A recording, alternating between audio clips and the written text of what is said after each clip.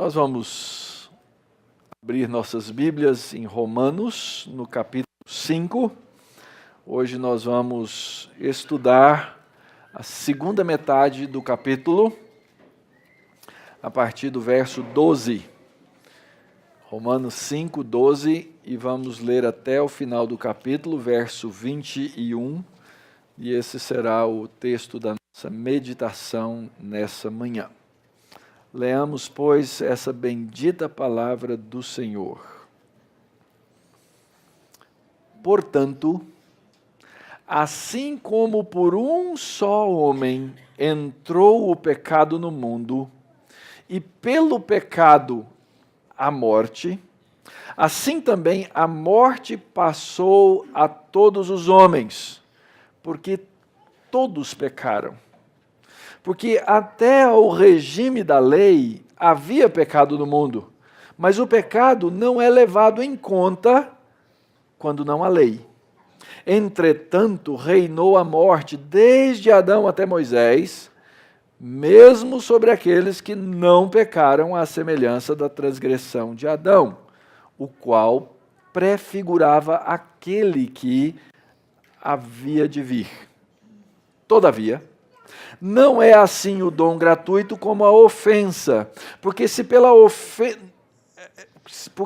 ofensa de um só morreram muitos, muito mais a graça de Deus e o dom pela graça de um só homem, Jesus Cristo, foram abundantes sobre muitos.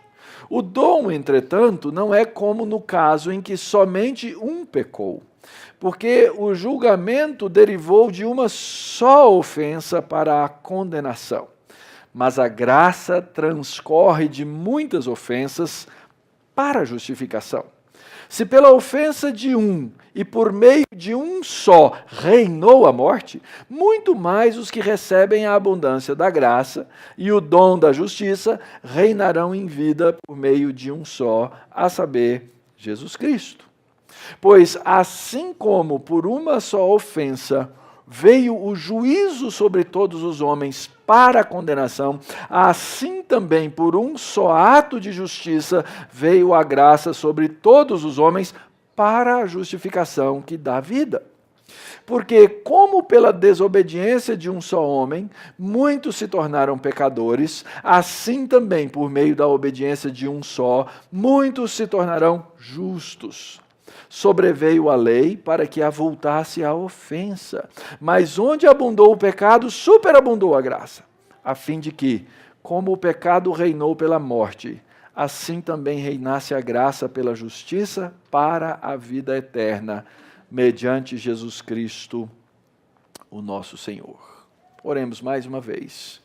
Agora, Pai, diante do texto da Escritura, diante de palavra tão santa como é a Tua palavra, nós rogamos a luz do Teu Espírito Santo, que inspirou essa palavra, e rogamos, ó Deus, que essa luz nos faça entender, compreender, assimilar, abraçar e aplicar essa palavra, Pai. Que ela seja conforto para o nosso coração, que ela seja, ó Deus, estímulo para a nossa ação, que ela seja, ó Deus, incômodo para a nossa acomodação. Assim nós rogamos, e que as palavras dos meus lábios e o meditar do meu coração sejam agradáveis na Tua presença, Senhor meu, rocha minha, Redentor meu. Amém. Nós temos ao longo de vários domingos já trabalhado na carta de Paulo aos Romanos.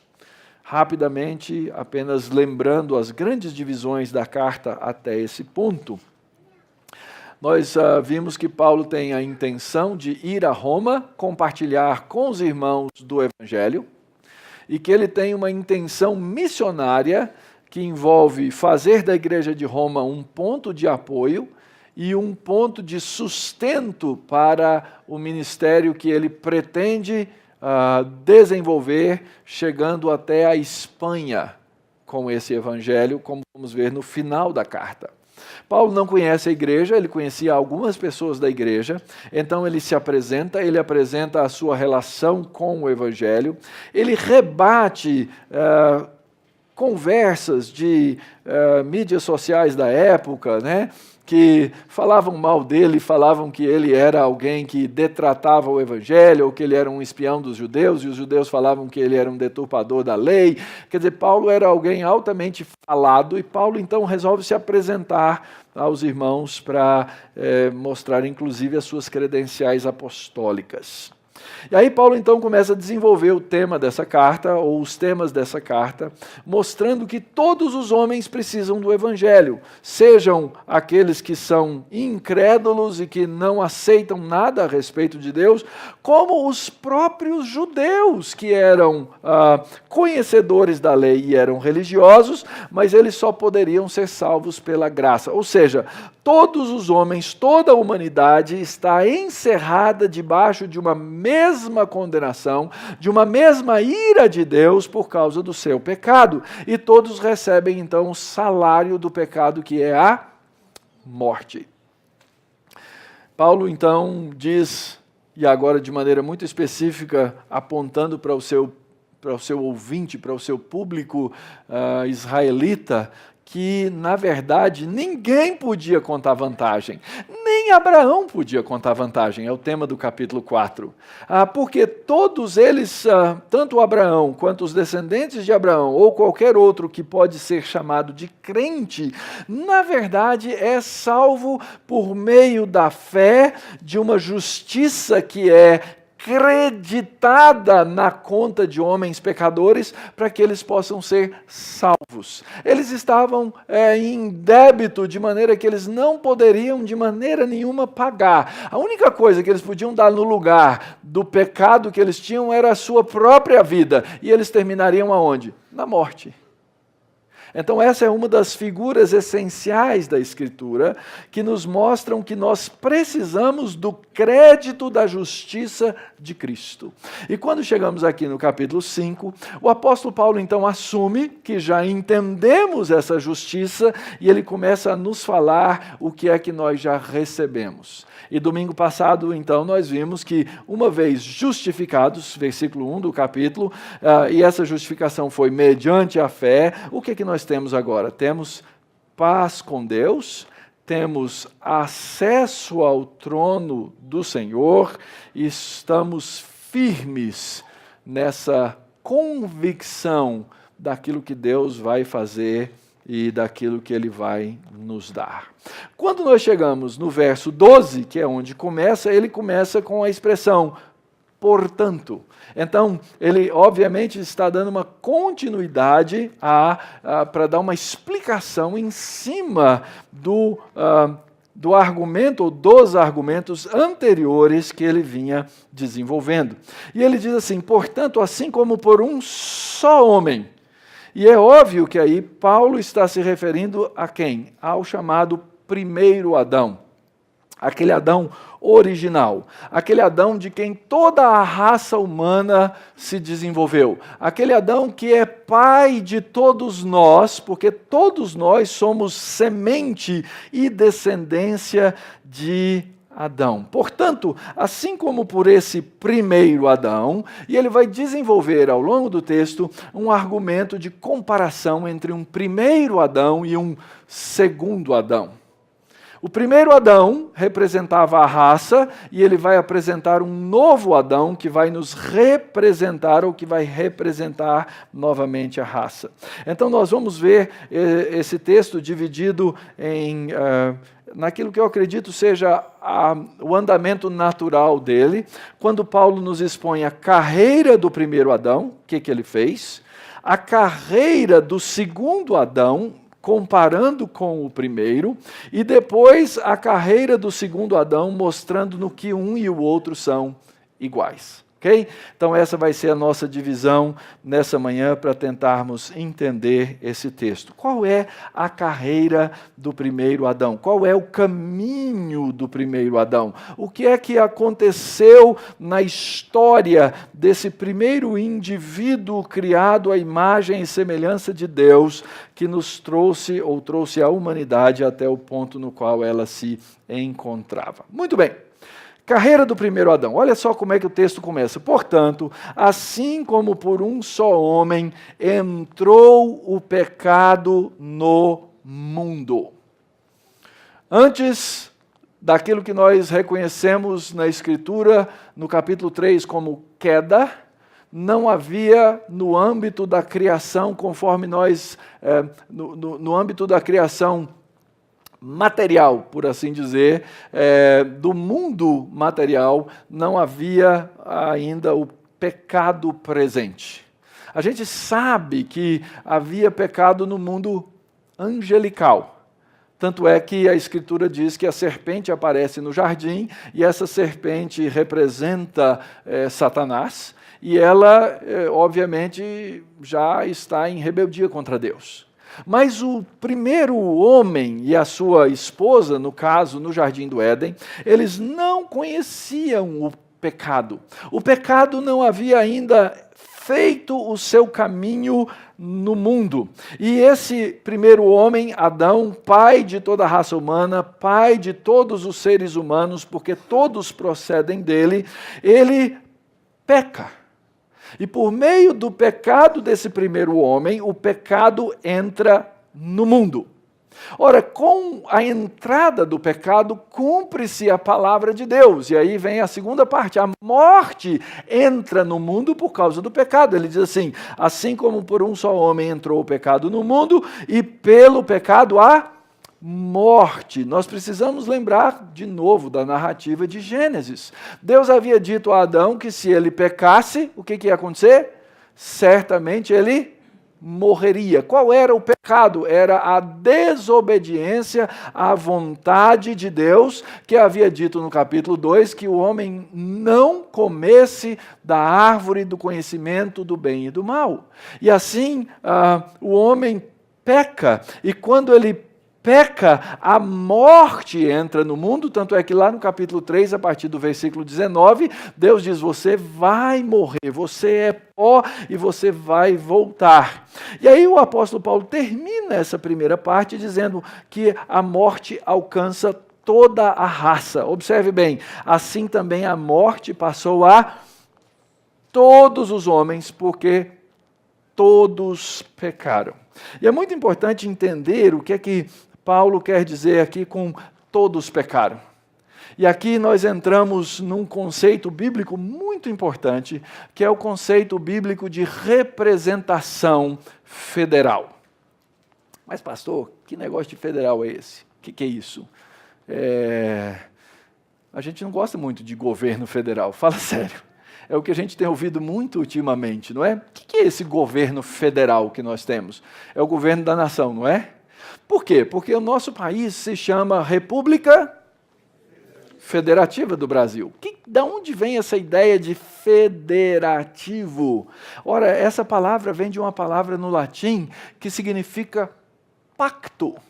Nós somos uma pactuação, nós somos um pacto de estados, por isso que existe o governador de um estado também, existe o governo legislativo, o judiciário de cada estado, não é? O executivo, existem os 3 poderes, e esses 3 poderes de cada estado estão compactuados para formar um grande pacto chamado Pacto Federativo. Então, como é que a gente funciona? A gente faz o seguinte, você elege um governador, e você elege os deputados estaduais, e você elege os deputados federais, e você elege os senadores, ok? E os outros também, os vereadores e assim por diante. Ora, quando você elege alguém, essa pessoa está eleita, não interessa se você votou nela ou não. Uma vez que a maioria, isso é democracia, uma vez que uma pessoa foi eleita, não adianta você ir para o Twitter e escrever assim, né, hashtag não me representa. Porque ele te representa.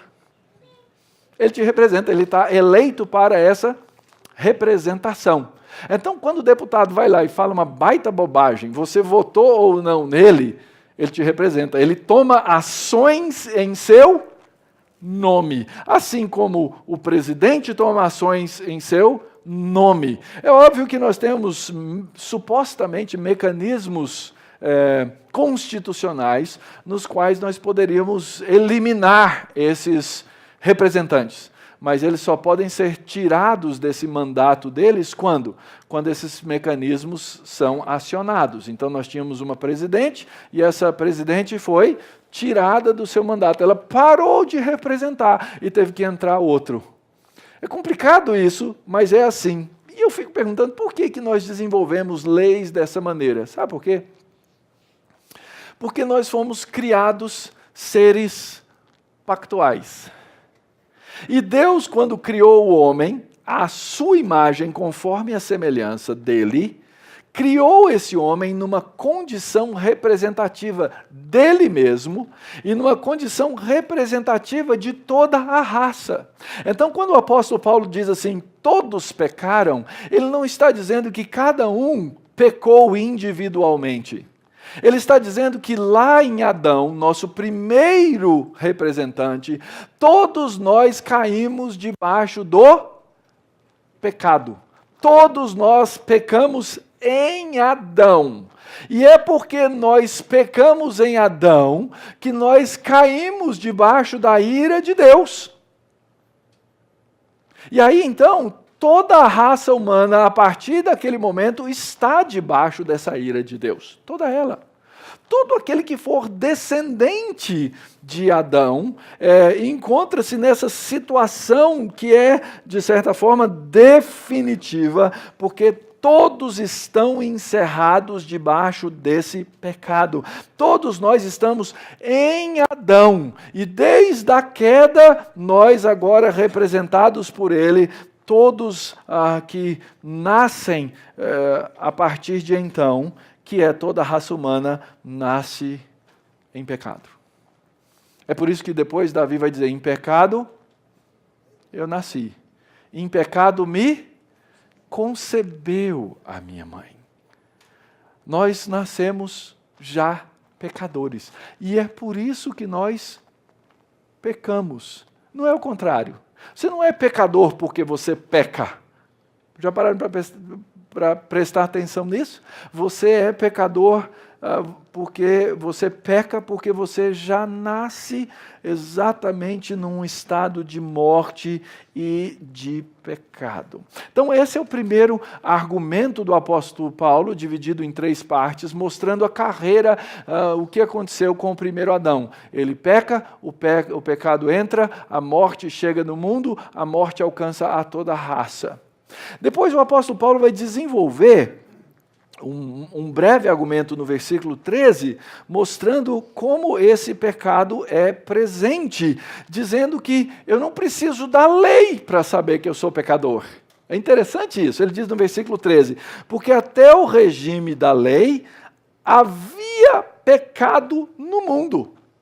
Então eu não preciso da lei primeiro, e ele refere-se aqui à lei mosaica. Não havia pecado no mundo, mas o pecado não é levado em conta quando não há lei. E alguns poderiam pensar assim, opa, então peraí, desde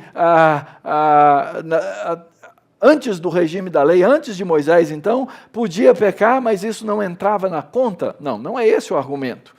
Veja só, aqui no versículo 14, o apóstolo Paulo vai explicar. Ele diz assim, entretanto, reinou a morte desde Adão até Moisés. Paulo já havia explicado que mesmo sem uma lei formal, mesmo sem uma lei escrita, no capítulo 2 ele diz que o homem se condenava pela sua própria consciência, porque havia uma lei escrita no coração. Então o homem continua sem desculpa e a morte continua a reinar. Essa expressão é muito importante. Por que a morte reina? Porque o homem olha à sua volta e ele não consegue ver outro destino que não seja a morte. Assim como Deus havia dito no capítulo 3, você vai morrer certamente. Quando nós chegamos no capítulo 5 de Gênesis, que é um capítulo que fala muito da vida que Deus vai prover, você começa a ler a genealogia de Adão e diz assim, Adão viveu tantos anos e gerou fulano e morreu. Parece que, e de fato, a morte reina. Não há um ser humano que consiga escapar da morte até que a gente começa a ver vislumbres vislumbres da graça quando Deus começa a trazer homens da morte para a vida. E aí, então, no Antigo Testamento, nós temos alguns casos de ressurreição. No Novo Testamento, antes mesmo da ressurreição de Cristo, há histórias de ressurreição, como a de Lázaro. Mas quando Jesus Cristo vem, ele ressuscita dos mortos, para quê? Para terminar o reinado da morte. É para isso que ele vem. É para isso que ele morre e é para isso que ele ressuscita. Então, o conceito geral aqui de representação federal é que nós somos solidários com Adão, porque ele era o nosso representante. E aí, então, o apóstolo Paulo vai mostrar o caminho da solidariedade com um segundo Adão, que é Cristo. E aqui uma lição importante para nós. Nós temos que ter uma noção muito clara, muito bíblica, muito direta do fato, da realidade de onde nós vivíamos.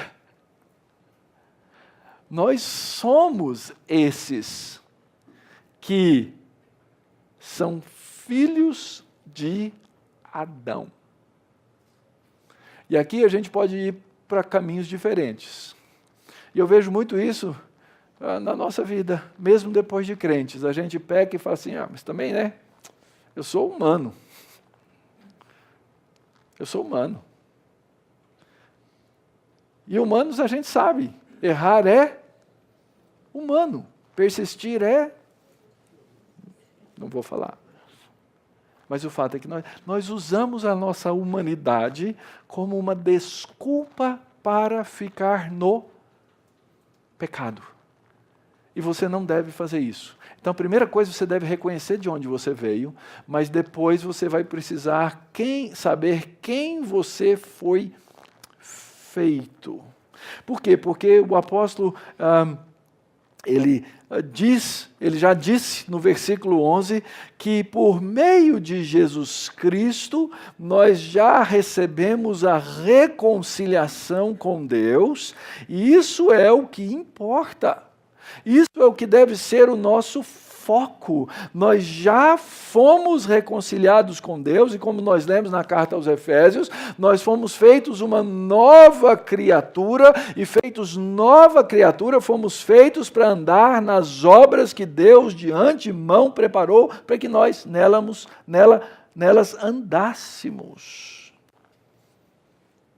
Então aqui agora, nós precisamos olhar, e o apóstolo Paulo vai nos mostrar isso, a carreira do segundo Adão. O primeiro Adão gerou toda uma raça. E aqui nós vamos ter que desentulhar aqui a linguagem de Paulo. Porque o apóstolo Paulo ele vai usar de maneira intercambiável a palavra todos. Então todos vieram da raça de Adão. E às vezes ele vai usar a palavra muitos. Parece que o apóstolo Paulo, nesse texto, não está preocupado em distinguir a palavra todos de muitos. E se nós ficarmos com o foco no todos e no muito, nós não vamos conseguir entender o texto à luz da teologia bíblica do texto como um todo. Então, uma das boas ilustrações que eu acho que servem é quando os nossos filhos chegam numa determinada idade, eles chegam para nós e falam assim, pai, mãe, eu quero fazer a seguinte coisa, quero ir na festa, ou quero ir no parque, e etc. E você lá na sua consciência acha que não é conveniente, e você diz para o seu filho o quê? Filho, você não vai. Aí o filho responde o quê? Mas todo mundo vai. Pelo olhar da Tânia, parece que já houve essa situação em casa. Mas todo mundo vai. Qual que é a resposta do pai e da mãe? Você não é todo mundo. Isso já aconteceu várias vezes lá em casa. Você não é todo mundo. Então, tanto o filho, quando usa a palavra mundo, é óbvio, quem que é todo mundo? ela se refere a um grupo específico, talvez a sua sala de aula, talvez o seu grupo de amigos, talvez a sua classe da UPA, certo? Mas todo mundo vai. A linguagem não é precisa. Por quê? Porque, primeiro, não é o mundo inteiro, não é? Segundo, refere-se àquele conjunto da sua sala de aula, ou outro conjunto. E terceiro, não significa que são realmente todos que vão, mas o filho usa isso no argumento, ele dá força ao argumento. E aí nós pais, na nossa sabedoria, damos essa resposta também sábia, dizendo, você não é todo mundo. Ou seja, há exceções nesse processo. Então, quando a gente for falar de todos e muitos aqui no texto, nós vamos ter que identificar cada uma das partes para entender essa carreira do segundo Adão. Então, ele termina o verso 14 dizendo, o qual prefigurava aquele que havia de vir. Ele está falando de Adão que prefigurava um outro Adão. Ok? Prefigurava um outro. Quem é esse outro Adão? Esse outro Adão é Cristo. Então, se um prefigura o outro, a gente imagina, bom, então se um prefigura, o segundo é igual ao primeiro. Mas o apóstolo Paulo começa argumentando justamente ao contrário. Ainda que esse primeiro prefigurasse o segundo, na verdade eles não são idênticos. O primeiro é pai de toda uma raça e o segundo é pai de uma outra raça. De uma raça diferente. Então vamos tentar entender a argumentação do apóstolo Paulo aqui no texto. O qual prefigurava, o primeiro Adão prefigurava aquele que havia de vir. Ou seja, Adão é homem, ser criado à imagem e semelhança de Deus, foi colocado no jardim para cumprir um papel, mas esse primeiro que prefigura o segundo, ainda que seja padrão, não é idêntico. Por quê? Por causa das suas ações. Olha só a partir do versículo 15, ele diz, todavia, ainda que o primeiro prefigure o segundo, todavia, não é assim o dom gratuito como a ofensa.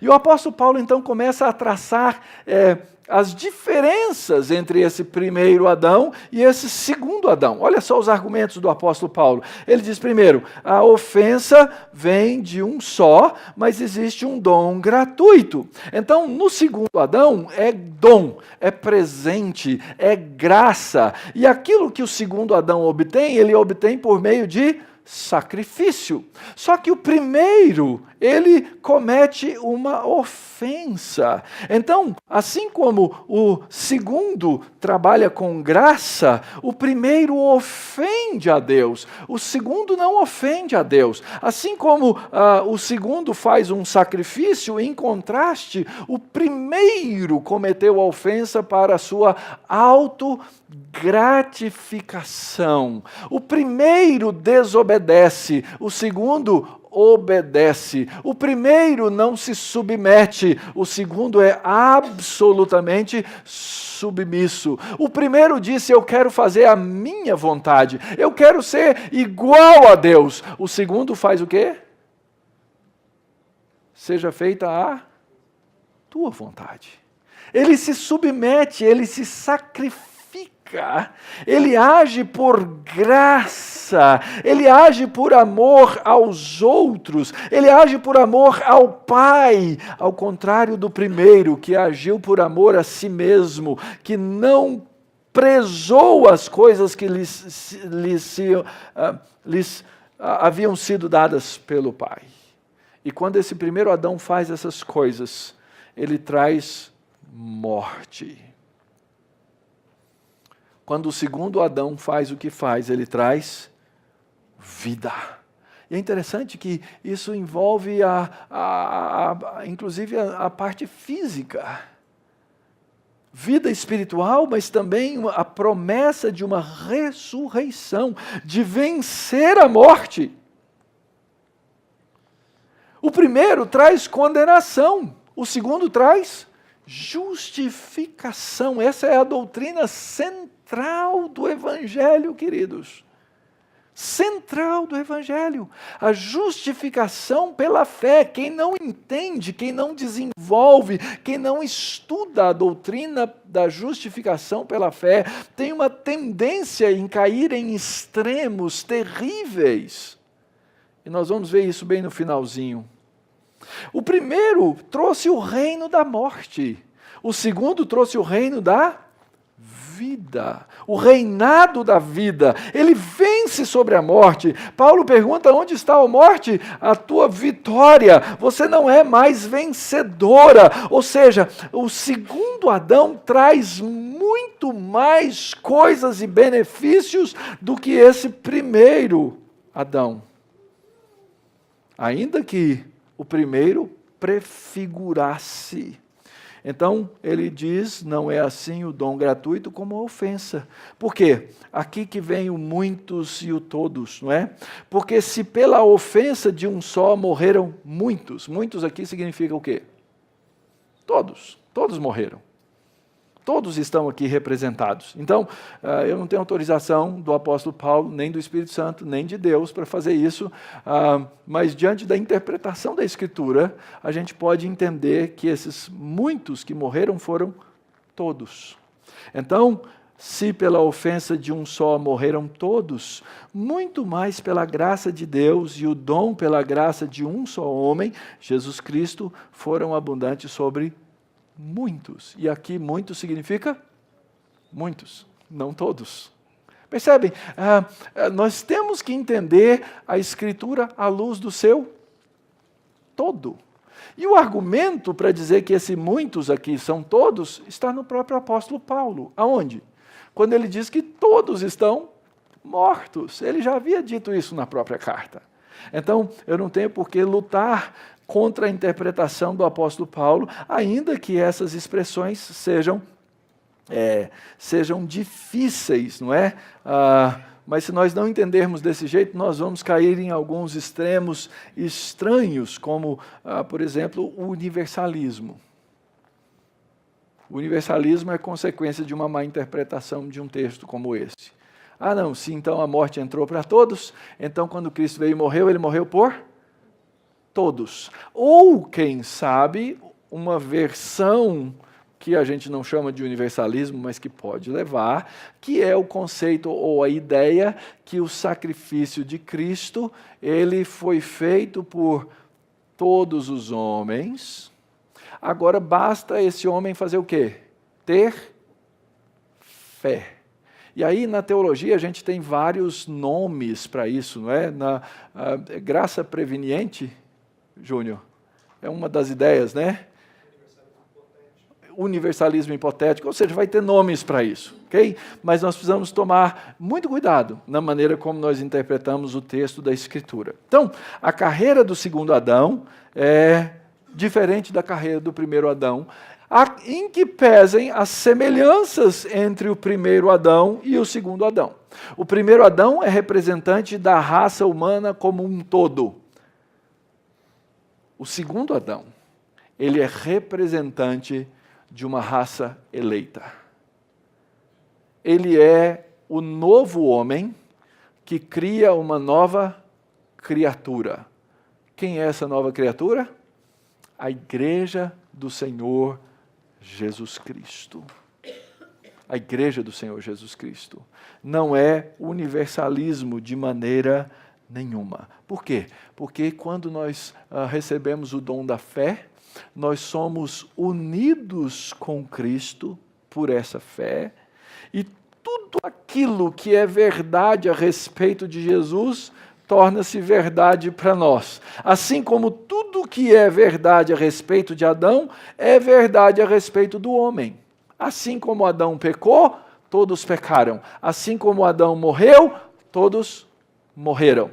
Assim como Cristo ressuscitou, os crentes também ressuscitam com Cristo. Essa linguagem do apóstolo Paulo, ela é tão forte que às vezes ele usa o verbo no passado. Ele diz assim: nós já fomos ressuscitados com Cristo. Isso já é uma realidade. Em alguns textos, o texto da Escritura diz que nós vamos reinar com Cristo. Em alguns textos diz que nós já reinamos com Cristo. É tão forte essa união que nós temos com Cristo, porque nós estamos em Cristo, porque nós fazemos parte do seu corpo, sendo Ele o cabeça. Nós somos parte da igreja que é de Cristo. Nós estamos unidos com Ele intimamente. Então, a carreira do primeiro e a carreira do segundo são diferentes em muitos aspectos. Por outro lado, é importante manter o equilíbrio e o fato de que existem similaridades entre a carreira do primeiro e do segundo Adão. Existem similaridades e elas são teologicamente muito importantes. A partir do verso 18 do texto, nós vamos ver isso. Pois assim como por uma só ofensa veio o juízo sobre todos os homens, aí todos é todos, para a condenação, assim também por um só ato de justiça veio a graça sobre todos. E todos aí são muitos. Não tem como interpretar como todos. Veio a graça sobre muitos homens para a justificação que dá a vida. E por que é importante entender as igualdades e as diferenças entre o primeiro e o segundo Adão? No que é que o primeiro Adão e Jesus não são iguais? Ora, primeiro, eles representam raças que são diferentes. O primeiro Adão representa a raça humana como um todo, que nós entendemos e conhecemos como a velha raça. O segundo Adão, ele representa uma nova raça que o apóstolo Paulo chama de o novo homem. E aí então ele diz, e ele aponta essas coisas, por uma só ofensa, veio o juízo sobre todos os homens para a condenação. O oposto, ele diz assim também, observe então que o que é igual, ele diz assim também por um só ato de justiça. Então é uma ofensa e um ato de justiça.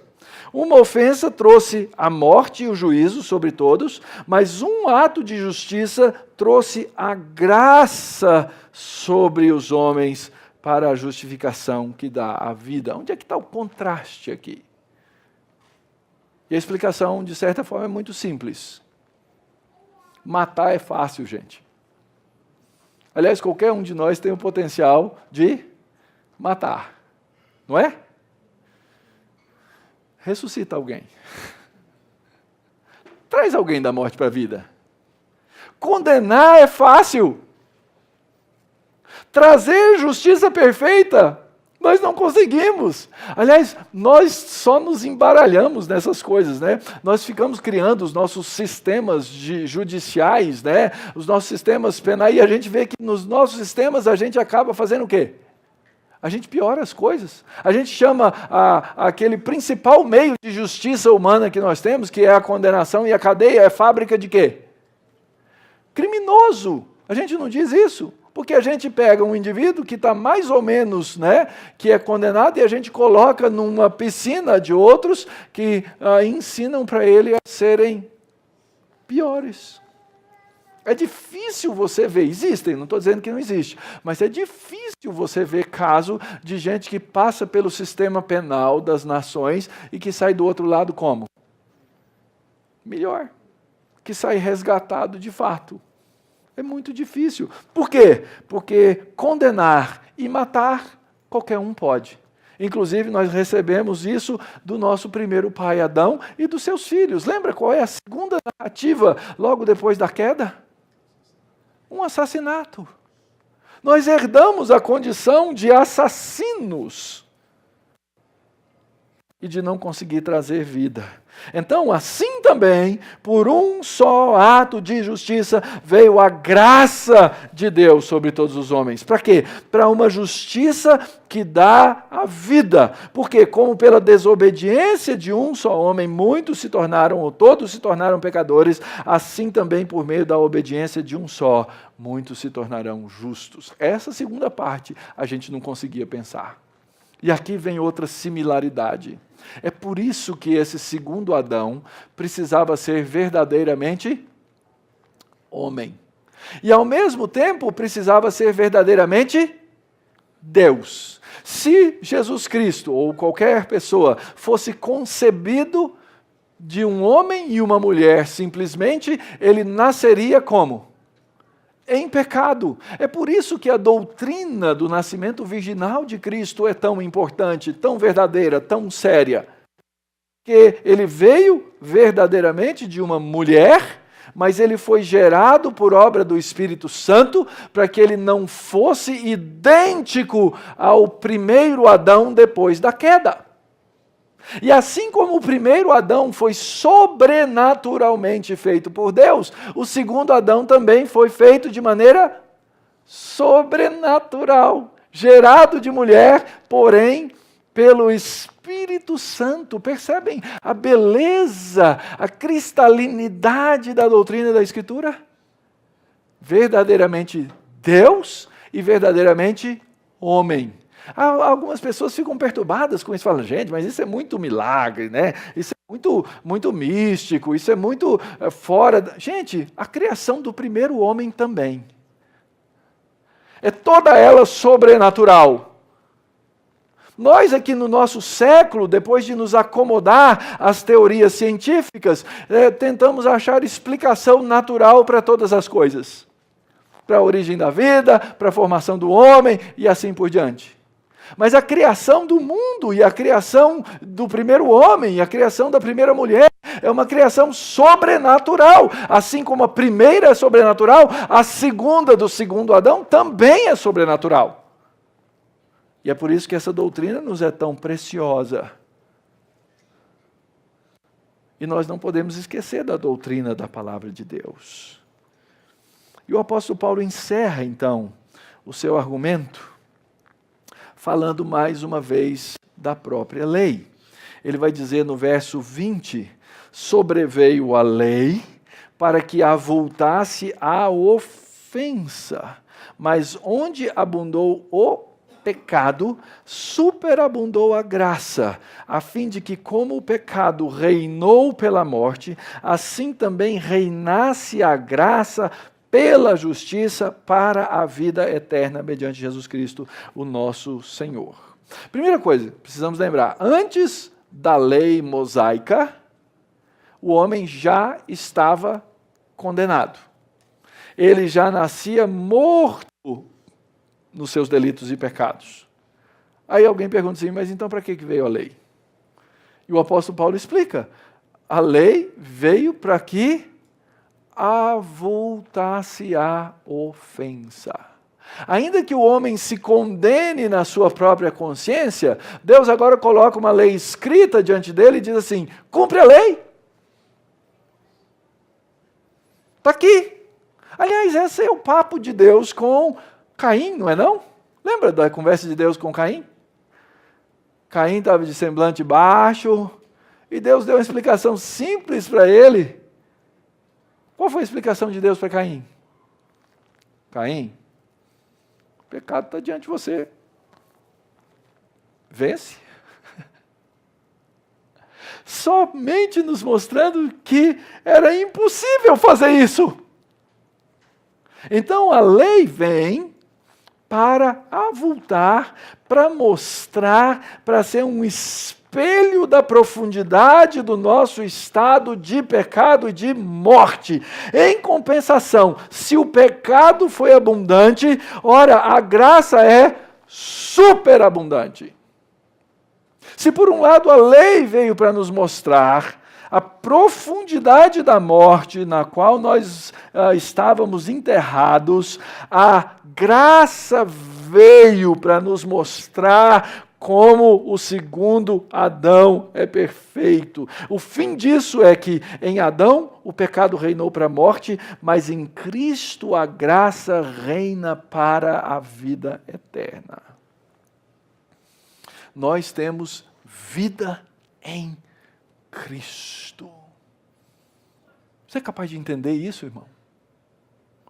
E você é capaz de viver dessas coisas? Porque, como eu disse no domingo passado, foi mesmo que eu disse no domingo passado? Eu não sei, acho que eu disse isso pregando lá no Andrew Jumper. Mas vamos lá, como eu disse em algum lugar, o fato é que muitas vezes nós queremos dizer que a doutrina bíblica não é prática. E a gente divide, né, os livros da Bíblia na parte doutrinária e na parte prática. Mas não tem isso, queridos. Entender que essa lei faz diferença para nos mostrar a abundância da graça é algo que você precisa desfrutar hoje e agora. Você pode e deve viver diante dessa perspectiva. Porque se não vivermos diante dessas práticas e claras perspectivas, nós vamos caminhar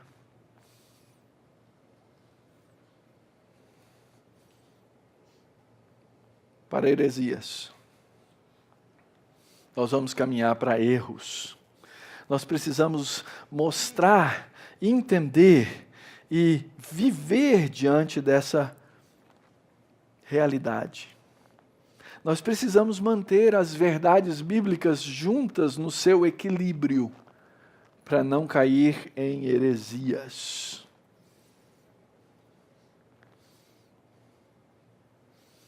Deus é santo.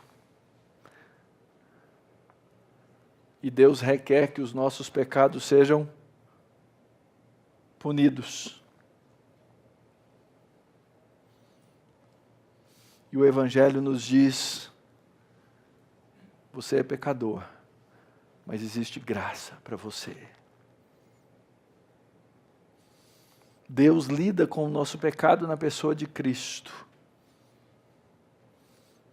Você é muito mais aceito em Cristo do que você possa imaginar pudesse ser. Porque se você esquecer disso, você vai cair no legalismo. E essas coisas matam. Diante da verdade da palavra de Deus, irmãos, o que faremos? Algumas coisas que nós precisamos lembrar do texto. Primeira delas, cuidado. Cuidado, porque hoje em dia é muito comum as pessoas olharem para o livro de Gênesis e dizer: não, aquilo lá é uma história ilustrativa, mas não é real. É um mito bem montado, bem legal, que a gente precisa entender, porque toda cultura ela tem os seus mitos e nós precisamos também. Se isso é verdade, querido, se Gênesis é mito, essa comparação do apóstolo Paulo não faz o menor sentido. Pode jogar fora. Nós precisamos nos agarrar à verdade bíblica.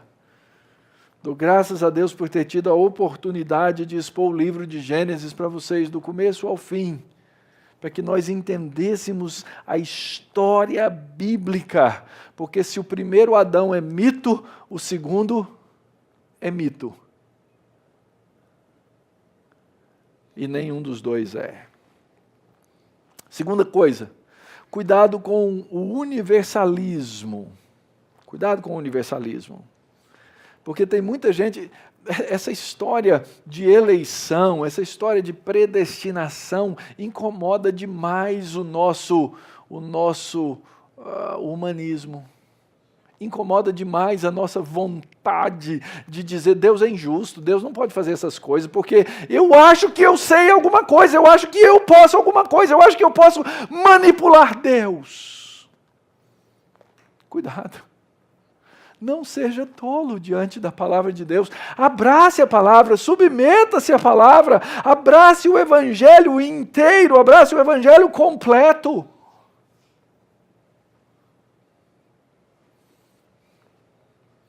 Creia na bondade do Deus soberano. Porque senão nós acabamos ou no legalismo ou no liberalismo. Legalismo é o seguinte: legalismo reconhece a santidade de Deus. Mas ele diz para você assim: Deus é santo e você precisa ganhar a justiça. Vai atrás, corre. Legalismo muitas vezes leva àquilo que o próprio apóstolo Paulo chama de asceticismo. A gente acha que vai ganhar a graça de Deus por meio da rejeição de determinadas coisas. Se eu não fizer isso, se eu não fizer aquilo, se eu não fizer aquele outro, então eu vou ganhar a graça de Deus. Asceticismo, não toque nisso, não pegue naquele outro. O legalismo leva a essas coisas. Por outro lado, o liberalismo, ele olha para todas essas coisas e ele enxerga a história da Bíblia como uma coisa fora da realidade, fora do mundo, uma narrativa etérea. Não, gente, vocês não precisam se apegar a essas coisas. Deus é amor. Então, se Deus é amor, você não precisa tentar ser justo, afinal de contas a gente é humano, a gente é caído. Se você tem apetites físicos, satisfaça os seus apetites. Afinal de contas, somos mesmos imperfeitos e Deus, no seu amor, vai cobrir tudo isso de todo mundo. Não viva em culpa. Quando, na verdade, a mensagem do Evangelho rejeita esses dois opostos. Sim, Deus é amor e Deus é santo. Então ele diz na palavra: receba a perfeita justiça de Cristo. Sim, existem aspectos pecaminosos no mundo caído, mas você não está proibido de viver uma vida na qual você tenha santos prazeres em Deus. Percebem que há uma diferença grande entre essas coisas.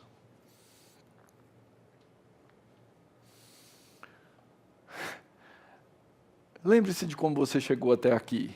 Eu não estou dizendo se você veio de carro, ônibus, ou metrô, ou a pé.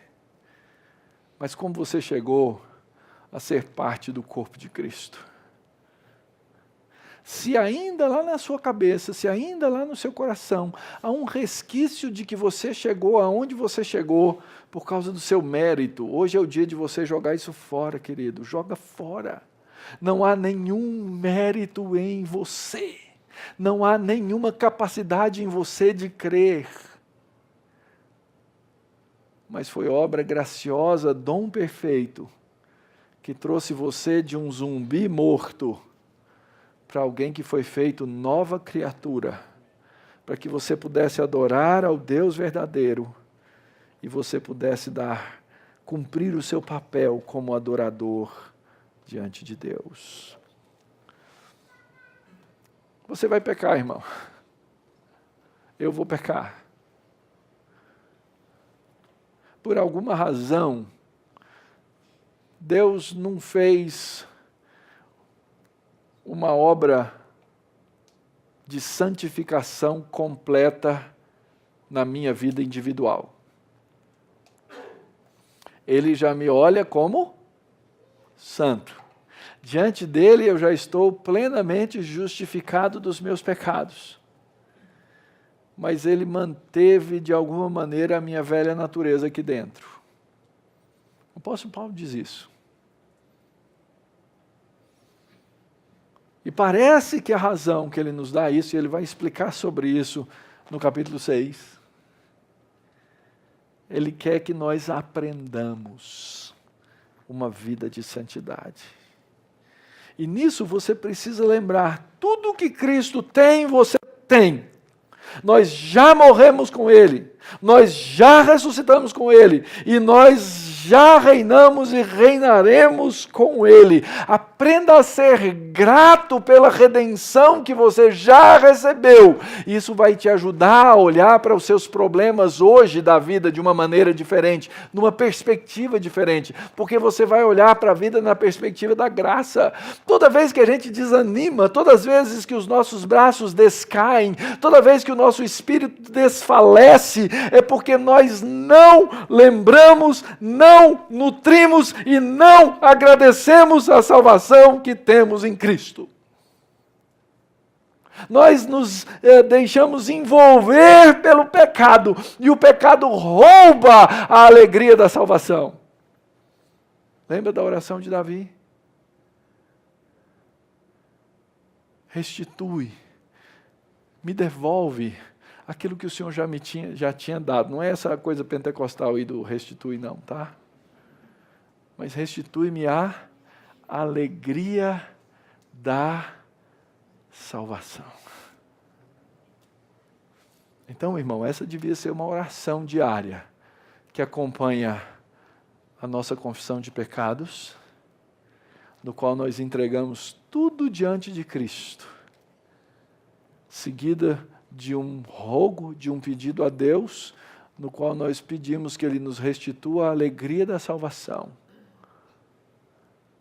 E isso tudo desemboca num espírito de gratidão, porque ações de graças são a marca vital da vida do crente. Tudo isso acontece em uma pessoa, em uma obra, que é Cristo.